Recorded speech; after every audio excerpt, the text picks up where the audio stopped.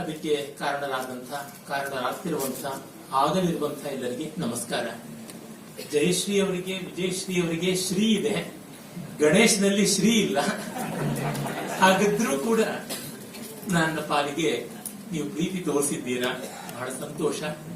ಗೆಳೆಯ ರಾಘವೇಂದ್ರ ಹೆಗಡೆ ಒಂದು ದೊಡ್ಡ ಸಂಕೀರ್ಣವಾದ ವಿಷಯ ನನಗೆ ಕೊಟ್ಟುಬಿಟ್ರು. ಇತಿಹಾಸ, ಸಂಸ್ಕೃತಿ, ವಿಜ್ಞಾನ, ಕಲೆ ಎಲ್ಲವನ್ನ ಸೇರಿಸಿ ಹೇಳಬೇಕು ಅಂತ. ಅದಷ್ಟನ್ನ ಸ್ವಲ್ಪದ ಅವಧಿನಲ್ಲಿ ಹೇಗೆ ಹೇಳೋದು? ಅದು ಬರೀ ತತ್ವ ಹೇಳಿದ್ರೆ ಅಷ್ಟಾಗಿ ಪ್ರಯೋಜನ ಆಗೋದಿಲ್ಲ. ಜೀವನಕ್ಕೆ ಹೇಗೆ ಬಂದಿದೆ ಅಂತ ಹೇಳಬೇಕು. ದೊಡ್ಡ ದೊಡ್ಡ ಮಾತುಗಳು, ದೊಡ್ಡ ದೊಡ್ಡ ಆದರ್ಶಗಳು ಆದರ್ಶವಾಗಿ ಉಳಿದು ಬಿಡುತ್ತೆ. ಆದರ್ಶ ಅನ್ನೋದಕ್ಕೆ ನಮ್ಮ ಭಾಷೆಯಲ್ಲಿ ಕನ್ನಡಿ ಅಂತ ಕೂಡ ಒಂದು ಅರ್ಥ ಇದೆ. ಕನ್ನಡಿಯಾಗಿ ಉಳಿದು ಬಿಟ್ರೆ ಪ್ರಯೋಜನ ಇಲ್ಲ.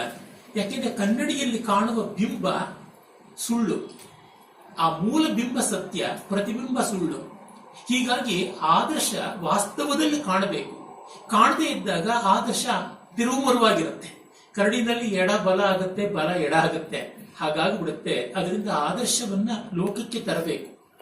ಡಿವಿಜಿಯವರೇ ಮಂಕುತಿಮ್ಮನ ಕಗ್ಗದಲ್ಲಿ ಒಂದು ಕಡೆ ಹೇಳ್ತಾರೆ, ಪಾರಿಜಾತದ ಕಥೆಯ ಹೆಣೆದು ತೃಪ್ತನಹನು ಕವಿ, ಊರಿನ ಉದ್ಯಾನಕದ ತಂದು ನಡೆಸುವ ಧೀರನಲ್ಲ ರಾಜ್ಯಕನು ಅಂತ. ಪಾರಿಜಾತ ದೇವಲೋಕದಲ್ಲಿರುವಂಥದ್ದು, ಕೃಷ್ಣ ಸತ್ಯಭಾಮೆಯ ಸಂತೋಷಕ್ಕಾಗಿ ಭೂಮಿಗೆ ತಂದ ಅಂತ ಕಥೆ. ಅದನ್ನ ಕವಿಯೊಬ್ಬ ಪಾರಿಜಾತ ಅಪಹರಣ ಅಂತ ಕಾವ್ಯ ಬರೀತಾನೆ. ರಂಗಸ್ಥಳದ ಮೇಲೆ ಅದರ ನೃತ್ಯ, ಗೀತ, ನಾಟಕ ಎಲ್ಲ ಆಗುತ್ತದೆ.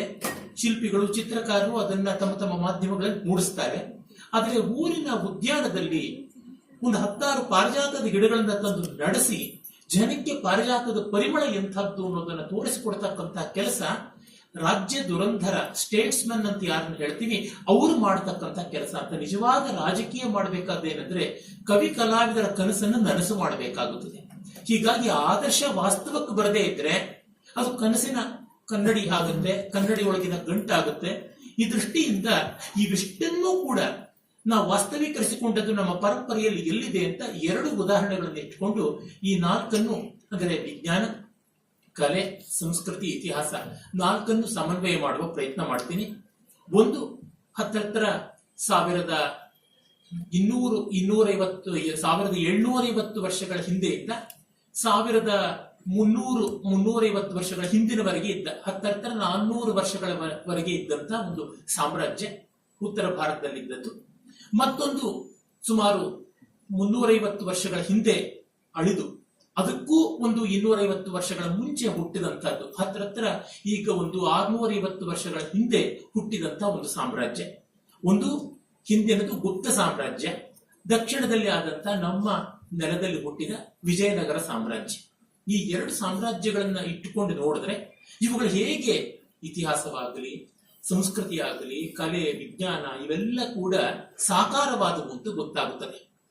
ಇವತ್ತು ಭಾರತದ್ದು ಯಾವುದು ತುಂಬಾ ಬೆಲೆ ಬಾಳುವುದು ಅಂತ ಇದೆ, ಸನಾತನ ಧರ್ಮದ ಯಾವುದು ವಿಶೇಷ ಅಂತ ಇದೆ, ಜಗತ್ತಿಗೆ ಭಾರತ ಕೊಟ್ಟ ದೊಡ್ಡ ಕೊಡುಗೆ ಸ್ವಂತದ್ದು, ಒಂದು ಸ್ವಲ್ಪವೂ ಎರವಲಲ್ಲದ್ದು ಅಂತ ಹೇಳ್ಬೋದು.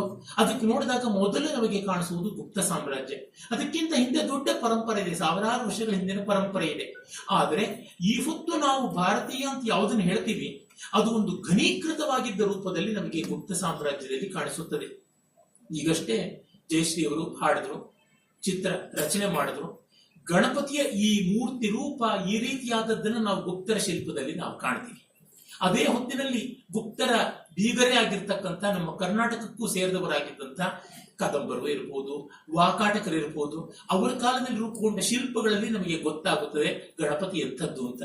ಈಗ ಅವರು ಹಾಡಿದಂತ ರಾಗಗಳು ಯಾವಿವೆ, ನಮ್ಮ ಜಯಂತಿಯವರಾಗಲಿ, ಕುಮರೇಶ್ ಅವರಾಗಲಿ, ಇನ್ನು ಅನೇಕ ಕಲಾವಿದರು ಬಳಸ್ತಕ್ಕಂಥ ರಾಗಗಳು ಯಾವಿವೆ, ಆ ರಾಗ ಅನ್ನೋ ಹೆಸರು ಆ ಕಾಲಕ್ಕೆ ಬಂದದ್ದು. ಅದಕ್ಕೆ ಮುಂಚೆ ನಾವು ಜಾತಿ ಅನ್ನುವ ಒಂದು ಹೆಸರು ಬಳಸ್ತಾ ಇದ್ವಿ. ಭರತ ನಾಟ್ಯಶಾಸ್ತ್ರದಲ್ಲಿ ಜಾತಿ ಕಾಣಿಸುತ್ತೆ. ಜಾತಿ ಎನ್ನುವ ಹೆಸರಿಗೆ ರಾಗ ಅನ್ನುವ ಹೆಸರು ರಂಜನಾತ್ ರಾಗ ಅಂತ ಬಂದದ್ದು. ಬೇರೆ ಬೇರೆ ಗುಂಪಾಗಿರ್ತಕ್ಕಂಥದ್ದು. ಜಾತಿ ಎನ್ನುವುದಕ್ಕೆ ಒಂದು ಜೀನಸ್ ಅಂತೀವಲ್ಲ, ಒಂದು ಸಮೂಹ ಅಂತ ಅರ್ಥ. ಅದು ರಂಜನೆ ಕೊಡಬೇಕಾದದ್ದು. ರಂಜನೆ ಇಲ್ಲದಿದ್ರೆ ರಾಗ ಯಾಕೆ? ಹಾಗಿರುವಂತ ರಂಜನೆ, ಆನಂದ, ಆಸ್ವಾದ ಕೊಡುವಂತ ರಾಗ ಅನ್ನುವ ಹೆಸರು ಬಂದದ್ದು ಅಲ್ಲಿ. ಅದರ ಮೊದಲ ಉಲ್ಲೇಖ ನಾವು ನೋಡೋದು ಗುಪ್ತ ಸಂಸ್ಕೃತಿಯ ಶಿಖರ ಅಂತ ಹೇಳುವ ಕಾಳಿದಾಸನಲ್ಲಿ. ಕಾಳಿದಾಸ ಮೊದಲಿಗೆ ರಾಗ ಶಬ್ದ ಬಳಸಿದ್ದಾನೆ. ತವಾಸ್ಮಿ ಗೀತರಾಗೇಣ ಹಾರಿತಂ ಪ್ರಸಭಂ ಮನಃ ಅಂತ ಶಾಕುಂತಲದ ಆ ಆರಂಭದಲ್ಲಿಯೇ ಪ್ರಸ್ತಾವನೆಯಲ್ಲೇ ನೋಡ್ತೀವಿ, ನಟಿ ನೀನು ಹಾಡ್ತಾ ಇದ್ದಂತ ಹಾಡಿನ ಮಾಧುರ್ಯ ಎಷ್ಟಿತ್ತು ಅಂದ್ರೆ ನನಗೆ ಯಾವ ನಾಟಕ ಮಾಡಬೇಕು ಅನ್ನೋದೇ ಮರ್ತೋಯ್ತು ಅಂತಾರೆ ಸೂತ್ರಧಾರ. ಹೀಗೆ ಅಲ್ಲಿಂದ ರಾಗ ಆರಂಭವಾಗುತ್ತದೆ. ಅದರ ಮೊದಲ ಶಾಸ್ತ್ರೀಯ ಉಲ್ಲೇಖ ತಕ್ಷಣದಲ್ಲಿ ನಮ್ಮ ಕರ್ನಾಟಕದಲ್ಲಿ ಹಂಪೆಯಲ್ಲೇ ಮತಂಗ ಬೃಹದ್ದೇಶಿ ಬರೆದನೆಲ್ಲ ಅಲ್ಲಿ ಕಾಣಿಸುತ್ತೆ. ವಸ್ತುತಃ ಉತ್ತರ ದಕ್ಷಿಣ ಅನ್ನುವ ಭೇದ ಇಲ್ಲವೇ ಇಲ್ಲ. ಅದು